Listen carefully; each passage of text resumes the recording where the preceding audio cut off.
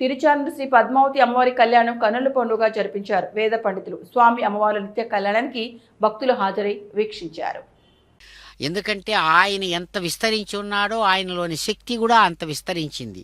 కాబట్టే ఇక్కడ పరబ్రహ్మస్వరూపిణిగా ఉండేటువంటి అమ్మవారు పద్మాసనగా ఇక్కడ చక్కగా ప్రత్యక్షమై 2 చేతులలో పద్మాలను ధరించినటువంటిదై మహాలక్ష్మి జగన్మాత ఇదిగో ఇక్కడ సగుణ రూపంలో ఒకవైపు ఉంటూ సాంకేతికంగా చక్కగా అదిగో మాంగళ్య రూపంలో చక్కగా మాంగళ్య ధారణను ఆ స్వామివారి హస్తపద్మాల నుంచి స్వీకరిస్తూ చిరునవ్వులతో ఆశీర్వదించి అనుగ్రహిస్తున్నారు. ఇందిరారమణ గోవింద గోవింద, పద్మావతీ రమణ గోవింద గోవింద.